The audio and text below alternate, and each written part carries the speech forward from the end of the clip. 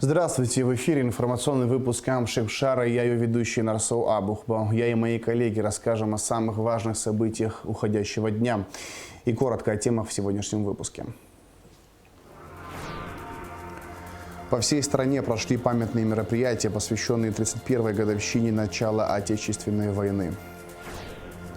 О планах войск Госсовета Грузии и о тех, кто пришел на помощь абхазскому народу. В Музее боевой славы открылась фотовыставка, посвященная памяти погибших добровольцев. Стрельба из лука, коррекционно-развивающие подвижные игры, катание на лошадях, о деятельности первого инклюзивного общества Абхазии в нашем репортаже. 14 августа в Абхазии отмечают День памяти защитников Отечества. В этот день, 31 год назад, войска Госсовета Грузии под предлогом охраны железной дороги вторглись на территорию нашей республики. Началась Отечественная война народа Абхазии, длившаяся 413 дней и ночей. Война, которая унесла жизни тысяч сыновей и дочерей Абхазии, Северного Кавказа, Юга России, представителей зарубежной диаспоры. По всей стране прошли памятные мероприятия. В Сухуми они начались с возложения цветов в парке боевой славы. Затем состоялась церемония возложения цветов к мемориалу первого президента Абхазии Владислава Арзенба. Репортаж Сарии Кварасхеля. Утро 14 августа по традиции началось с возложения цветов к мемориалу славы, где похоронены защитники Отечества.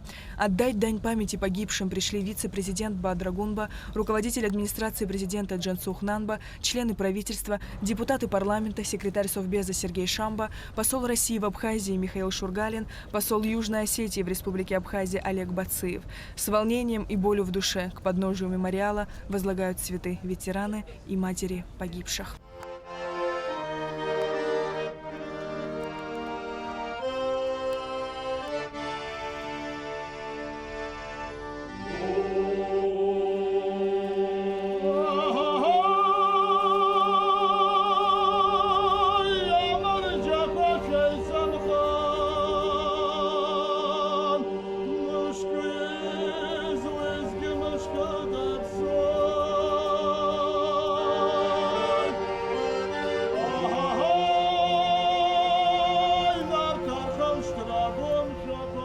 Пожалуй, нет ни одной семьи в Абхазии, которой бы не коснулась трагедия войны. Наряду с мужчинами на фронт шли совсем юные ребята и девушки.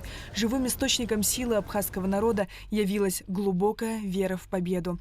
Тогда вооруженные силы Абхазии создавались в сложной общественно-политической обстановке. Становление абхазской армии берет истоки с формирования отдельного полка внутренних войск, который возглавили подполковник милиции Гиви Агарба и майор милиции Вахтанг Цугба. Этот день как кошмарный сон. Никаких угрожающих информаций с постов не было, в том числе с Агудзерского батальона и с Ахурейского поста. Если сегодня анализировать глубоко, то были и ляпы, где-то мы что-то прошляпали, это и разведка, потому что накануне, вы знаете, это написано много уже и в прессе, и по телевидению, Арзенба 13-го звонил Шеварднадзе о том, что какие-то передвижения проходят на границе по Ингуру, и они вызывают у него беспокойство и так далее. Тот заявил, это нам хорошо известно от нашего командира полка Какалия, который тоже присутствовал в этом разговоре. Ничего страшного, это идет борьба со связистами и так далее. Вы не переживайте, скоро я там буду, через пару дней. А теперь мы уже знаем, что такое пару дней. Война началась неожиданно, в самый разгар курортного сезона, захватив врасплох даже профессиональных военных. Уже был подписан отпуск Вахтанга Цугба. Однако утром Гиви Камугович буквально закричал со второго этажа: «Вахтанг, иди сюда, срочно!» Тогда он ему сказал, что танки врага почти в столице. «Бери мою машину и сделай все, чтобы остановить их». Я взял его машину, служебный УАЗик, с водителем Науром Агарба, бедный. Первый день он погиб. Михаил Саков, он был в милицейской форме. И Саша Микеладзе, старший лейтенант. Вот мы вчетвером выехали навстречу. Когда доехали до 14-й школы, до эстакады, смотрим, большая пробка назревает. Дальше ехать невозможно. Я послал тогда вот, в форме милицейской Сакова, нашего прапорщика. Я говорю, быстро, без оружия пройди до Айтара, что происходит, разведай, сюда приходи. А взяли мы с собой только по автомату, по 2-3 магазина, по парочке гранат и все. Больше ничего не имели. Толком мы не знали, что происходит. Неведомая информация вот такая вот. И тот минут через 10-15 возвращается, еле дышит, весь мокрый. Там, говорит, танки уже стоят возле Айтара, где Сосо Халая, этот бандит, командовал подразделением грузинских боевиков. Несколько БМП заведенные стоят по направлению к городу. Прапорщик Саков также доложил, что всех лиц абхазской национальности на месте задерживают. Рядом с Айтаром стояла машина УАЗик, которая была заполнена наручниками. Ничего, на всех абхазов наручников хватит. С усмешкой говорили друг другу грузины. Но этот день показал предательство. Этот день показал бездушность людей, варварство, ничтожество. Вот это то, что на душе у них была грязь, она сюда вся выплеснулась. Когда первые танки пошли, примерно от санатория МГО в сторону Красного моста, мы заметили, что что-то бросили на танк. Думали, неужели какие-то ополченцы что-то бросили. Нет, кто-то биноклем посмотрели, цветы бросали на танки. Грузинское население в основном знало, что будет какое-то наступление. С начала грузинской агрессии в Абхазию стали прибывать добровольцы из Северного Кавказа, юга России, представители абхазской диаспоры из дальнего зарубежья. Более 2000 добровольцев участвовали в священной борьбе нашего народа за свободу и независимость. Именно их братская помощь не позволила осуществиться планом агрессора, направленным на геноцид абхазского народа. Два моих брата, старший и младший, поехали в первые дни войны, они здесь были. Меня мать послала их привезти обратно. Я приехал и остался с ними здесь. В Миркулах старший брат погиб. Средний брат в Сухумском наступлении тоже погиб. Младшего брата вот недавно похоронил. Нас объединяет, как сказать, братство, дружба. Мы абхазы и адыги всегда были братьями и останемся, наверное, братьями. И, наверное, да. останемся. Родная кровь, как говорится. Памятные мероприятия продолжились в Ишере. Люди приехали сюда со всех концов республики, чтобы возложить цветы к мемориалу первого президента Владислава Ардзинба. В судьбоносное для страны время именно под его руководством, благодаря его воле и мудрости, народ Абхазии сумел одержать победу и обрести фактическую независимость.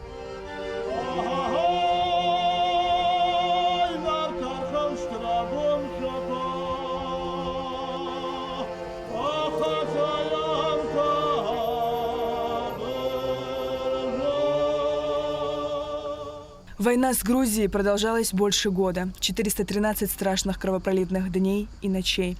После победы Абхазию ждали международная изоляция, экономическая блокада со стороны стран СНГ. Однако, несмотря ни на что, она выстояла и дождалась признания своей независимости. Сария Кварацхеля, Алексея Гухава, Абхазское телевидение. Президент Аслан Бжаня сделал обращение по случаю 31-й годовщины начала Отечественной войны народа Абхазии. 31 год назад, 14 августа 1992 года, началась одна из самых трагических страниц в истории нашего народа. Но наш народ не дрогнул и на призыв своего выдающегося лидера Владислава Ардзинба встал на защиту своей родины. Наряду с абхазами в защиту справедливости встали представители разных национальностей нашей многонациональной страны.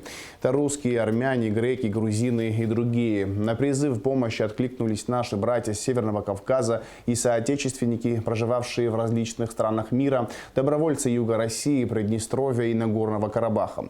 Ценой неимоверных усилий и жертв народ Абхазии отстоял свое право на существование, обратив в бегство агрессора. И при всей трагичности тех событий мы осознаем, что именно тогда закалялась наша государственность и закладывалось то, что на десятилетия вперед предопределила историческую судьбу абхазского народа, говорится в обращении главы государства. Спикер парламента Лаша Ашуба сделал заявление по случаю 31-й годовщины начала Отечественной войны народа Абхазии. Принесенное войной горе только сильнее сплотило жителей нашей многонациональной республики, отстоявших право жить в своем независимом государстве. Мы чтим память всех сражавшихся и пожертвовавших своей жизнью ради Отечества. Наш долг перед ними – дальнейшее строительство и укрепление абхазского государства, отмечается в заявлении Лаше Ашуба. Уничтожить абхазский народ, язык и культуру за несколько дней. Такой приказ был у войск Госсовета Грузии. Однако план Абхазии без абхазов провалился. Самое сложное было продержаться в первые дни без оружия, без помощи и поддержки.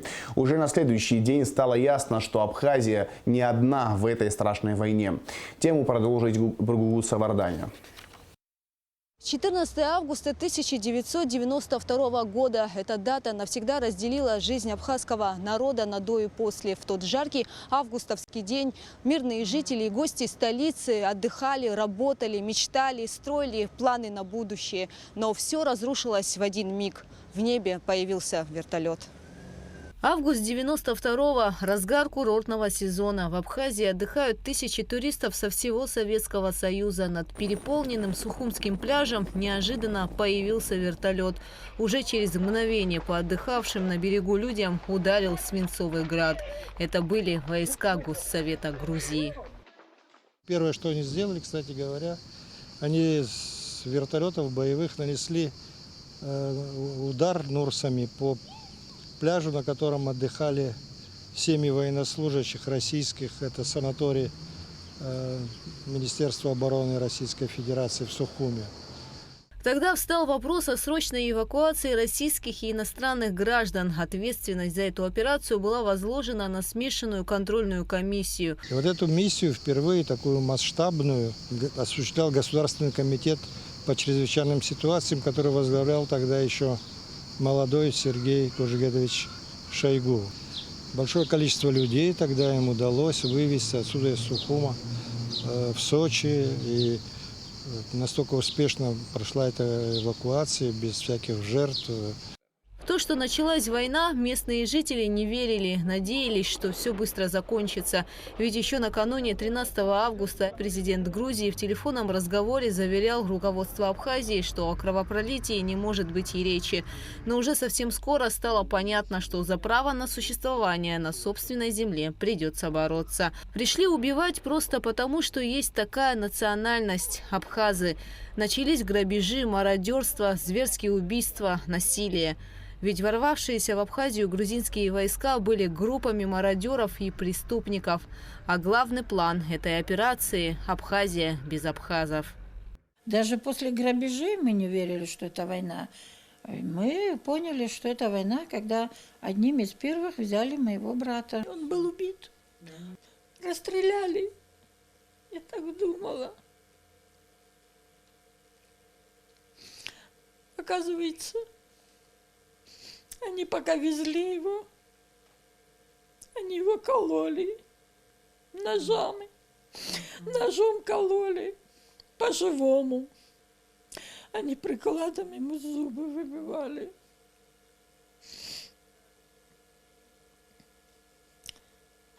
Они стреляли ему в челюсть. Я потом это все потихонечку видела. Но дали вам похоронить его дали? Они ему разрезали грудь и вытащили сердце. Да вы что? Да. Я не знаю, куда они его дели. В республике была объявлена мобилизация. Призывали мужчин от 18 до 40 лет, но на защиту Родину шли, подделывая документы, еще совсем дети и уже старики. Тем временем по зову сердца в Абхазию горными тропами стали прибывать добровольцы с Северного Кавказа, Юга России и черкесской диаспоры за рубежом.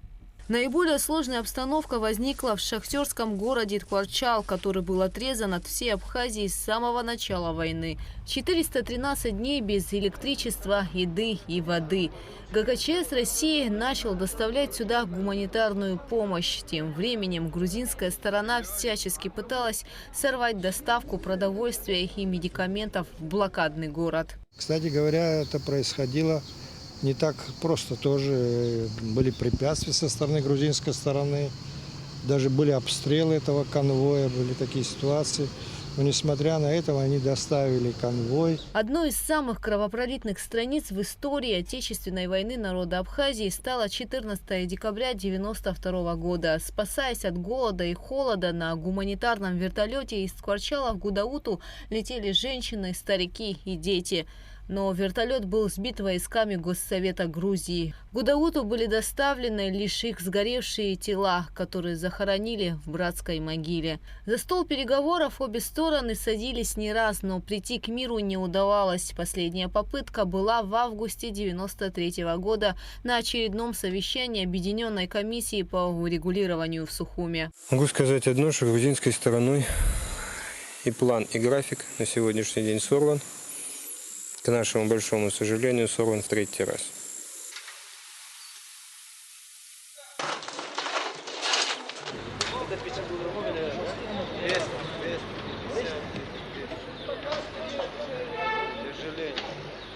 Для наших хотя бы сделать. Тут уже ничего не исправишь, тут уже все.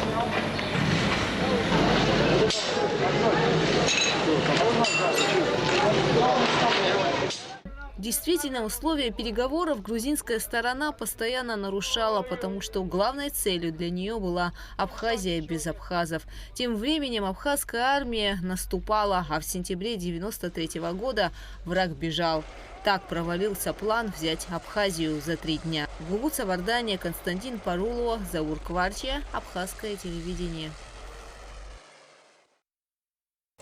В Государственном музее боевой славы имени Ардзенба открылась фотовыставка, посвященная памяти павших добровольцев в Отечественной войне народа Абхазии. В экспозиции представлены фотографии генерала Султана Сосналиева, женщин-воинов, погибших во время войны и после нее, а также снимки добровольцев, приехавших на защиту республики. Представленная экспозиция составлена из архивных снимков фотографа Владимира Попова, Министерства обороны, Ассоциации женщин-участниц войны и Музея боевой славы. На открытии фотовыставки была Рада Чичава. 14 августа – один из самых страшных и трагичных дней в истории нашей страны. В этот день, ранним солнечным утром, войска Госсовета Грузии вторглись на территорию Абхазии. Сегодня, глядя на мирное небо над головой, мы вспоминаем тех, кто отдал жизни за абхазскую землю, и благодарим выживших. Именно им, героям этой кровопролитной войны, посвящена выставка, открывшаяся в Музее боевой славы имени Ардзенба. Братьям, прибывшим уже 15 августа на помощь Абхазии, добровольцу номер 1 Султану Сосналиеву, приехавшему в республику, охваченную войной, полковником СССР и ставшим героем для всей страны, а также женщинам, отважно вставшим рядом с мужчинами в бою. Роль добровольческого движения в нашей победе, 30-летие которой отмечаем в этом году, неоспоримо важна для нашей истории. Наши братья из 13 стран и 33 национальностей, кто по зову крови, кто по зову сердца, России и Юга России, Кабардино-Балкарии, Чечни, Северной Осетии, Южной Осетии, Адыгеи, Ингушетии, Карачаево-Черкесии, Татарстана, Башкирии, Удмуртии, Приднестровья, Прибалтики, Польши, Азербайджана, Аджарии, Белоруссии, Казахстана, Литвы, Эстонии, Украины и Польши встали рядом с нами, чтобы защитить честь и свободу маленького народа, храбро отстаивавшего свое право на жизнь. Прибыли сюда и потомки насильственно перемещенных абхазов из Турции, Сирии и Иордании. На открытии выставки присутствовали ветераны Отечественной войны народа Абхазии, члены правительства, добровольцы и гости из братских республик, общественные деятели, а также руководитель администрации президента Абхазии Джансух Нанба, посол России в Абхазии Михаил Шургалин и посол Южной Осетии в Абхазии Олег Бациев. Это война, которая оставила глубокие раны в наших сердцах. Не только в наших сердцах, но в сердцах тех людей, которые сегодня здесь присутствуют. Это и многочисленная делегация добровольцев. Не все сегодня рядом с нами здесь. Многие ушли из жизни. Но хочется, чтобы память о них, слава, которую они принесли нам, молодому поколению, оставалась в наших сердцах на долгие века. К нам из Северного Кавказа тропами, потому что границы были закрыты, пришли на помощь наши единокровные братья. Зов крови, по духу близкие, наши братья на помощь братскому абхазскому народу. Низко кланяемся вам, мои дорогие. Мы всегда, этот подвиг бессмертный будет передаваться из поколения в поколение, пока жив хоть один абхаз. Это вы герои Кавказа. После войны наша организация в составе 11 человек, матери погибших, почтили память добровольцев Северного Кавказа. Мы только в Чечне не были, потому что там на тот момент шла война, но все северокавказские республики мы объехали. Мы чувствовали такую какую-то вину, что ли, но настолько эти женщины были крепкие духом, вот поэтому вы такие, мои дорогие, что они даже не то что укорили, они были горды вами. Пока есть хоть один живой Абхазии, все, кто участвовал в этой войне, приносил нам свободу, все будут помнить этот день. И никогда, я желал бы, чтобы никогда не случалось повторение такой истории. Для всех, для нас, для тех, кто из Советского Союза, эта дата перекликается с 22 июня, с началом Великой Отечественной войны. А для вас это начало Отечественной войны народа Абхазии. В той войне свое плечо подставили добровольцы из России. Сейчас в нашей специальной военной операции активно участвуют добровольцы из Абхазии. Это нам в очередной раз яркое свидетельство того, что наши народы не просто дружественные, не просто братские, мы союзники, мы стратегические партнеры. На открытии выступили и участники войны, добровольцы, прибывшие из Кабардино-Балкарии, и ветераны. Говорят добровольцы, постоянно говорят для нас добровольцев. Ни один доброволец Северного Кавказа, наши братья-чеченцы, братья осетины, кабардинцы, вам никто не смог бы помочь, если вы включили бы, как говорится, заднюю скорость. Но народ показал, дух свой показал. Дети встали на защиту этой маленькой страны. Встали все женщины, все, кто мог держать оружие, кто не мог держать, свои дела делал. Поэтому эта победа достойна, а это достойна абхазского народа, и абхазский народ его заслужил. Август жухурзы, абхипе губ, хатпла губхарала и бешо, айбешра яхзаз, шнак айбешриналага адрючна абрейқан. Рычайла хуна, хайбешотха, харахзаха, харахакуитрзаха, яз, султан Сосналеев абхет наргода, абхипе группа, яз, кабардан, нас уяшта хашхи хотсный завоз, шейвдрота, брейр, ехоз апсуары, инхоз, закахрыз пшиз, закам цыжя хартуз дараб, яйц, адждайт хан хахалаги. Убарти харта замч, убарти харта замцыжя, хартвард, ажвин ханагалд, а яйра хадргит амч ханат. Едва переступив порог музея, попадаешь в круговорот историй героев, чьи фотографии заполняют залу первого этажа. От редких и ярких снимков добровольческого движения до фотографий женщин, героически сражавшихся за победу, которых здесь более 50 имен. Многие из них так и не вернулись в родные дома. В память, женщинам, погибшим и живущим, мы подобрали место, я дал слово живущим женщинам. Живите долго-долго. То, что от меня зависит, я буду идти до конца. Может, кому-то покажется, что это донкихотство, но память, о женщинах должна оставаться, и она должна быть достойна и на достойном месте.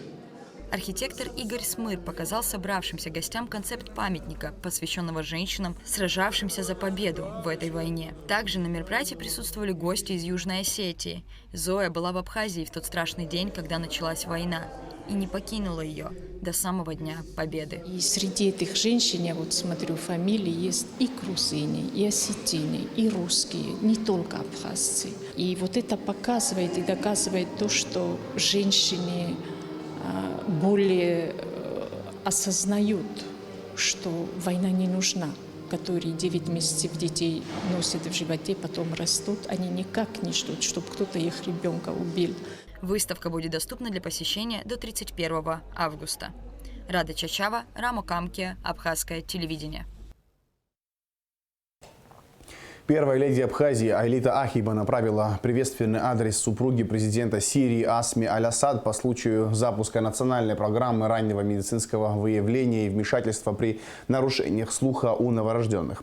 Мероприятие проходило 12 августа в Дамаске под патронажем первой леди Сирийской Арабской Республики, куда и была приглашена супруга президента Абхазии. Айлита Ахиба выразила Асми Аль-Асад бесконечную поддержку и благодарность за ее неоценимый вклад в улучшение жизни людей во всем мире и пожелала ей крепкого здоровья, терпения и сил для воплощения всех благих дел. В Сухуми на улице Акертава днем 14 августа произошел крупный пожар. Загорелись несколько домов. На момент прибытия пожарных горела кровля. Пламя перекидывалось на другие строения. Стремительному распространению огня способствовало то, что перекрытия загоревшихся домов были деревянными, а стены отделаны дранкой. К тому же район пожара был плотно застроен. Огонь тушили 6 пожарных расчетов из Сухума, Гулрипша и Ачимчиры. К месту происшествия прибыли также спасатели и медики МЧС. При тушении огня в одном из захваченных пламенем домов сдетонировали пиротехнические изделия, что в свою очередь могло привести к еще большему распространению огня. Однако усилиями пожарных пламя было локализовано и потушено. Спасателям удалось отстоять здание музыкальной школы, расположенной вблизи загоревшихся домов.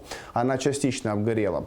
В результате пожара 4 дома сгорели полностью, 2 строения повреждены частично. Никто из людей не пострадал. Оперативные подразделения МВД Абхазии проводят разыскные мероприятия, направленные на задержание Гургена Киракосяна, совершившего побег из СИЗО МВД. В феврале этого года Гурген Киракосян был приговорен Сухумским районным судом к 15 годам лишения свободы. Он обвиняется в умышленном убийстве, незаконном приобретении, хранении и ношении оружия. Отделом дознания ОВД по Гулрипшскому району в отношении беглеца возбуждено уголовное дело. В МВД Абхазии прошла рабочая встреча министра внутренних дел Роберта Киут с первым заместителем министра внутренних дел Южной Осетии Эриславом Мамиевым. Подробности в материале пресс-службы ведомства.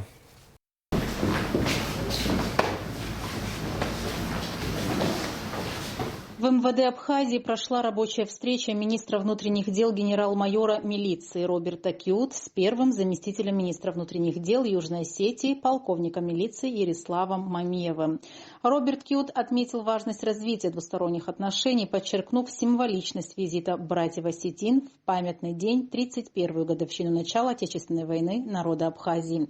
Генерал-майор Киут поблагодарил членов южно-осетинской делегации за вклад, внесенный осетинскими добровольцами в ходе войны в Абхазии 1992-1993 годов.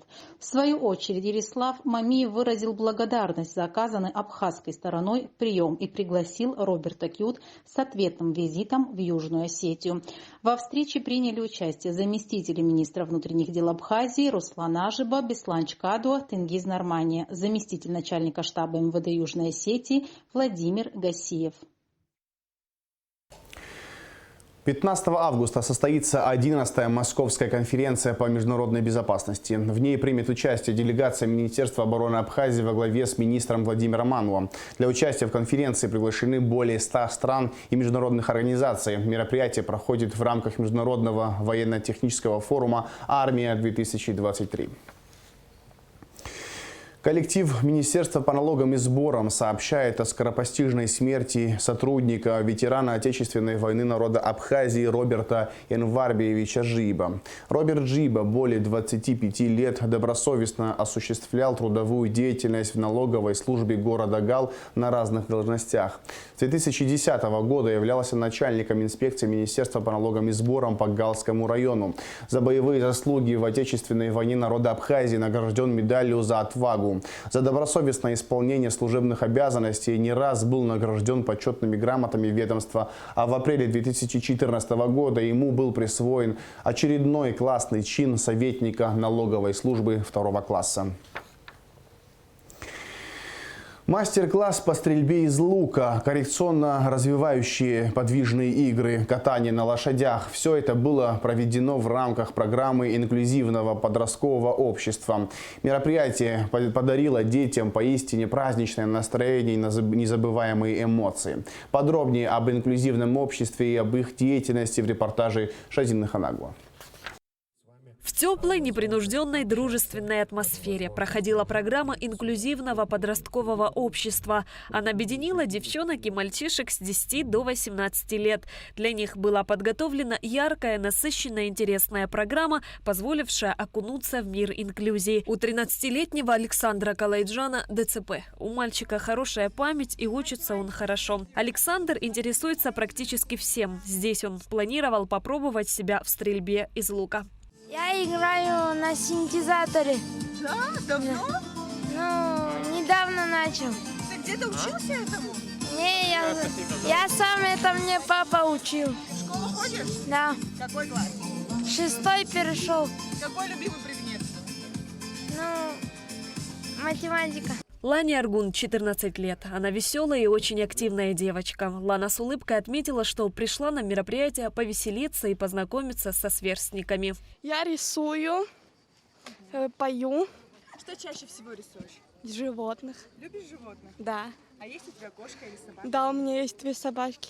Джонни и Бонни. В рамках программы инклюзивного подросткового общества для детей был проведен мастер-класс по стрельбе из лука. Этот традиционный вид спорта дисциплинирует, так как требует очень строгого выполнения правил техники безопасности. Это и умение концентрироваться, и развитие мелкой моторики, и гимнастика для глаз, и дыхательная гимнастика. Перечислять можно много. Вывод один: стрельба из лука – не только интереснейший способ проведения досуга, но и колоссальная польза для развития. Мастер-класс провела президент Федерации абхазской стрельбы из лука Илона Вуба. Она объяснила правила безопасности и показала правильную технику. После этого ребята освоили технику выстрела и стойку лучника. К нам в Абхазскую Федерацию стрельбы из лука обратилась Рада Халваш, руководитель инициативной группы ПИМА, и рассказала о том, что они планируют мероприятие, в котором будут принимать участие детки, обычные детки и детки, у которых есть особенности здоровья. Мы, безусловно, поддержали сразу эту идею, потому что мы много работаем благотворительно, поддерживаем всевозможные активности. И сегодня мы здесь для того, чтобы поддержать детей и родителей, у которых есть временные сложности. Для подростков были проведены коррекционно-развивающие подвижные игры от Госкомитета по делам молодежи и спорта, катание на лошадях от конного клуба «Надежда», а также музыкальная программа от звездных гостей. Такие мероприятия детям, конечно, очень приятны. Да и нам, родителям, тоже очень приятно, что происходят такие вот мероприятия для наших детей. Что еще добавить? Думаю, что да, в дальнейшем все будет лучше и лучше. Все будет для наших деток. Первая инклюзивная молодежная организация «Единство в дружбе» приступила к своей работе 24 июня. Организация определила круг приоритетов, которые считает важным развивать в стране. Это создание инклюзивного общества, проведение инклюзивных мероприятий и инициатив, так как каждый человек обладает правом жить в мире и сохранять свою индивидуальность, возможность чувствовать себя комфортно в любом обществе. Об этом отметила основатель и руководитель, студентка педагогического факультета АГУ Рада Халваш. Для нашей организации важен термин «интеграция». Интеграция подразумевает равноценность каждого и ценность жизни каждого на равных условиях. Так как у всех у нас разные возможности, но равные права. Мы к созданию инклюзивного общества. На данный момент идут вопросы к созданию инклюзивного образования в общеобразовательных учреждениях. Но наша организация считает, лучше начать сначала с инклюзивного общества. Только с инклюзивного общества мы можем выйти к инклюзивному образованию. Рада Халваш отметила, что инклюзивное подростковое общество – это вторая программа, подготовленная ими. Первую программу мы провели с детьми. Было детское подростковое общество, программа так называлась. Также был мастер-класс, развлекательная программа от аниматоров. Вот, и мы эту программу, пока первую программу закрыли, мы сейчас проведем вторую программу «Инклюзивное подростковое общество». После этой программы мы будем готовиться к третьей программе, которая будет называться «Инклюзивное молодежное общество». Эти три программы мы проведем, и мы будем их продолжать по кругу. Что с детьми, что с подростками, что с молодыми людьми. Все чаще и чаще, так как это наша цель, мы за развитие инклюзивного общества. При проведении программы инклюзивного подросткового общества поддержку оказала администрация столицы.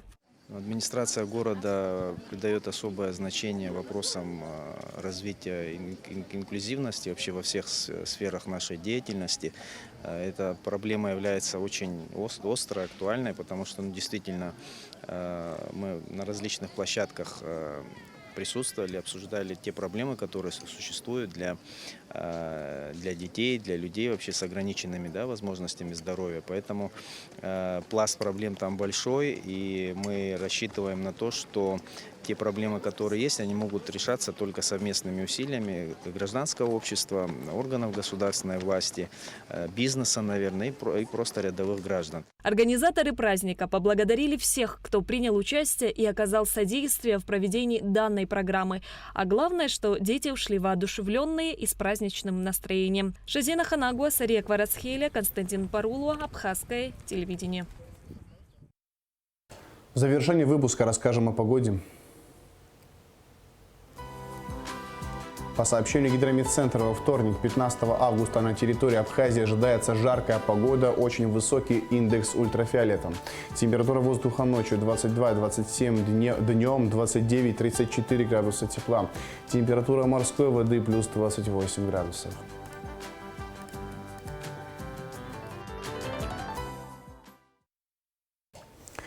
На этом информационный выпуск «Камшик Шара» подошел к концу. Всего хорошего. До свидания.